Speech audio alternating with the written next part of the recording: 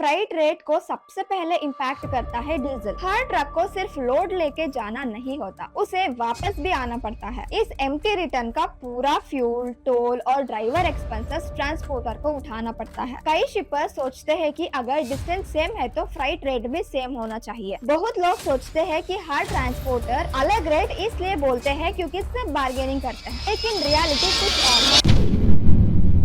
आज एक ट्रांसपोर्टर ने 45,000 का कोट दिया, दूसरे ने उसी रूट के लिए 45,000 का कोट दिया और तीसरे ने 52,000 का कोट दिया। एक ही रूट, एक ही लोड है, फिर फ्राइट रेट इतना क्यों अलग है? क्या ये सिर्फ बार्गेनिंग है या मार्केट का कुछ रियल फैक्टर्स इसके पीछे काम करते हैं? आज के इस वीडियो में हम फ्राइट रेट वॉलेटिलिटी का 5 इंपॉर्टेंट रीजन समझेंगे। इस वीडियो के बाद आप समझ जाएंगे कि फ्राइट रेट कब और क्यों बदलते हैं। पहला है diesel price pass through. Freight rate को सबसे पहले इम्पैक्ट करता है डीजल। ट्रक चलाने का सबसे बड़ा ऑपरेटिंग कॉस्ट फ्यूल होता है। जब डीजल का प्राइस बढ़ता है तब ट्रांसपोर्टर का ट्रिप एक्सपेंसेस भी बढ़ जाता है। लेकिन एक इंटरेस्टिंग बात है, डीजल का प्राइस आज बढ़ा, इसका मतलब फ्राइट रेट भी आज ही बढ़ना है ऐसे जरूरी नहीं। कई ट्रांसपोर्टर्स के पास पहले से बुक्ड ट्रिप्स होते हैं, वो उन्हें पुराने रेट पर कंप्लीट करते हैं। उसके बाद नए बुकिंग्स में अपडेटेड फ्राइट रेट्स दिखने लगते हैं। इसलिए डीजल और फ्राइट रेट का रिलेशन डायरेक्ट है, लेकिन उसका इम्पैक्ट थोड़ा सा डिले के साथ मार्केट में नजर आता है। जब लार्ज एंटरप्राइजेस के साथ लॉन्ग टर्म कॉन्ट्रैक्ट्स होते हैं तब डीजल के प्राइस इंक्रीज को तुरंत फ्राइट रेट में पास ऑन करना पॉसिबल नहीं होता। लेकिन एसएमई बिजनेसेस के केसेस में जो जरूरत पड़ने पर ही ट्रक हायर करते हैं, डीजल प्राइस इंक्रीज का असर तुरंत फ्राइट रेट पर दिख जाता है। इसलिए एसएमईज को डीजल के बढ़े हुए दाम का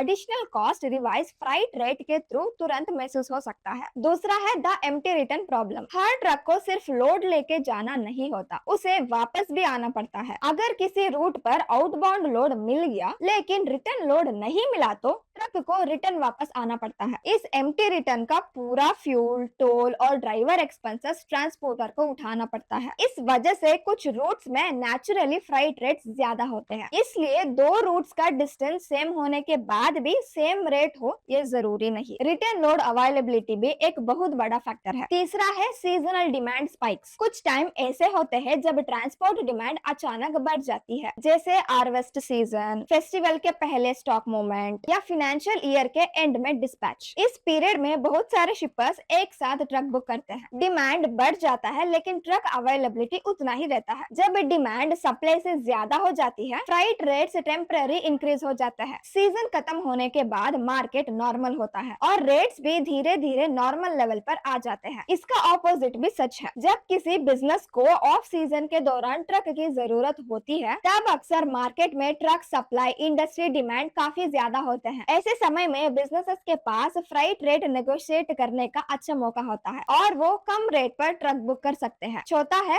रूट स्पेसिफिक सप्लाई क्रंच। कई शिपर सोचते हैं कि अगर डिस्टेंस सेम है तो फ्राइट रेट भी सेम होना चाहिए, लेकिन लॉजिस्टिक इंडस्ट्री में ऐसा नहीं होता। हर रूट की सिचुएशन अलग होती है। कहीं ट्रक्स की अवेलेबिलिटी कम होती है, कहीं रोड्स डिफिकल्ट होते हैं और कुछ रीजन में फ्राइट डिमांड हमेशा हाई रहती है। इसी वजह से सेम किलोमीटर के दो रूट्स का फ्राइट रेट अलग हो सकता है। उदाहरण के लिए दिल्ली से जयपुर एक स्मूथ हाईवे रूट है, जबकि चंडीगढ़ से शिमला हिली रूट है। हिली रूट पर शार्प टर्न्स और स्टीप क्लाइम की वजह से ऑपरेटिंग कॉस्ट बढ़ जाती है। इसी वजह से सेम डिस्टेंस होने के बाद भी फ्राइट रेट अलग हो सकता है। फ्राइट रेट सिर्फ डिस्टेंस से डिसाइड नहीं होता, मार्केट कंडीशंस और ट्रक अवेलेबिलिटी भी उतना ही इंपॉर्टेंट होता है। पांचवा है दी नेगोशिएशन में। बहुत लोग सोचते हैं कि हर ट्रांसपोर्टर अलग रेट इसलिए बोलते हैं क्योंकि सब बार्गेनिंग करते हैं, लेकिन रियलिटी कुछ और है। हर ट्रांसपोर्टर के पास ट्रक की अवेलेबिलिटी अलग होती है। किसी का ट्रक लोडिंग पॉइंट के पास होता है, किसी का 100 किलोमीटर दूर, किसी को रिटर्न लोड मिलने की पॉसिबिलिटी होती है, किसी को नहीं। और बुकिंग के एग्जैक्ट टाइम पर मार्केट डिमांड भी चेंज होती रहती है, इसीलिए हर कोटेशन अलग हो सकती है। अगर शिपर्स सिर्फ लोएस्ट रेट देकर बुक करते हैं तो कभी कभी सर्विस क्वालिटी या डिलेस का रिस्क भी बढ़ सकता है। ट्रांसपेरेंट मार्केट रेट्स कंपेयर करके डिसीजन लेना हमेशा बेटर अप्रोच होता है। यहाँ शिपर्स टेक्नोलॉजी का फायदा उठा सकते हैं। आजकल ऐसे फ्राइट इंटरमीडियरीज अवेलेबल है जो अलग अलग रूट और ट्रक टाइप्स के डेली फ्राइट रेट्स को ट्रांसपेरेंटली दिखाते हैं। ये इंफॉर्मेशन वेबसाइट और मोबाइल ऐप दोनों पर इजीली अवेलेबल होती है। फ्राइट रेट्स कभी भी रैंडम तरीके से चेंज नहीं होते, हैं। उनके पीछे diesel price, empty return, seasonal demand,